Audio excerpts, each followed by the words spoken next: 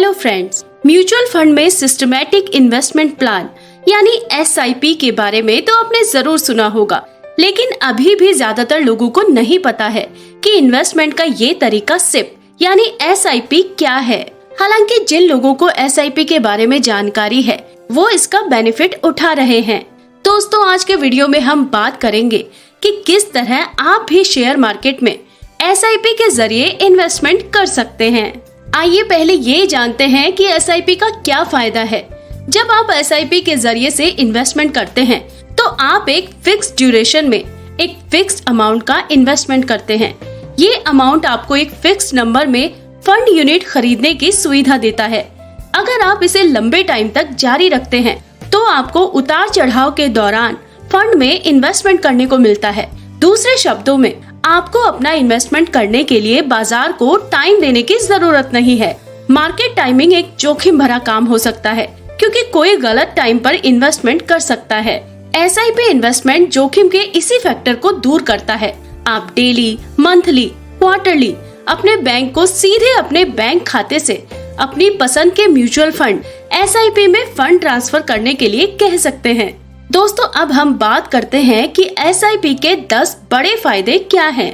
Number 1, SIP के जरिए invest करने में इन्वेस्टमेंट पीरियड और अमाउंट को लेकर फ्लेक्सिबिलिटी रहती है, यानी आप अपनी सुविधा अनुसार इन्वेस्ट का टाइम पीरियड और पैसा चुन सकते हैं। जैसे कि आप मंथली, तिमाही या 6 माही का ऑप्शन चुन सकते हैं। मिनिमम 100 रुपए से भी SIP शुरू कर सकते हैं। नंबर 2, दोस्तों, अगर इन्वेस्टर को पैसों की जरूरत हो तो बीच में कुछ पैसा निकाल भी सकता है। ऐसा करने से SIP पर फर्क नहीं पड़ता है और वो चलती रहती है। नंबर 3, SIP में कंपाउंडिंग का फायदा जबरदस्त मिलता है। आमतौर पर SIP लॉन्ग टर्म के नजरिए से की जाती है। आपका इन्वेस्ट जितना लंबा होगा उसमें कंपाउंडिंग का फायदा उतना ही ज्यादा होगा।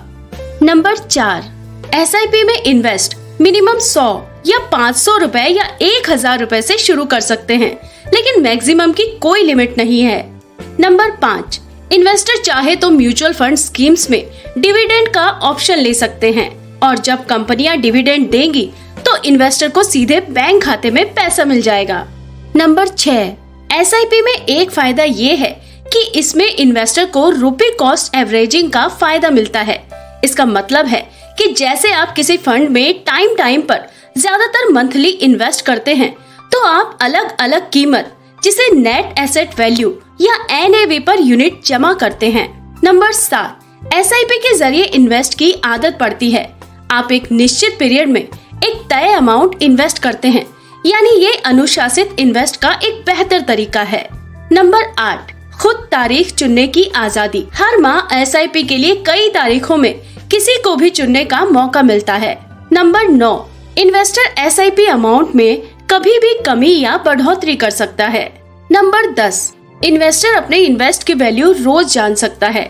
सभी म्यूचुअल फंड कंपनियां अपनी हर म्यूचुअल फंड की नेट एसेट वैल्यू यानी NAV रोज घोषित करती हैं। दोस्तों, अब आपके मन में ये क्वेश्चन होगा कि आप SIP कहां से शुरू कर सकते हैं। वैसे तो लगभग सभी बैंकों के म्यूचुअल फंड प्लेटफॉर्म है, लेकिन ऐसे बहुत से थर्ड पार्टी ऐप है जो आपको बिना किसी चार्ज से SIP में इन्वेस्ट करने की सुविधा देते हैं। वहीं अगर आपके पास जरोधा में डीमैट अकाउंट है तो आप जरोधा का कॉइन ऐप डाउनलोड कर सकते हैं।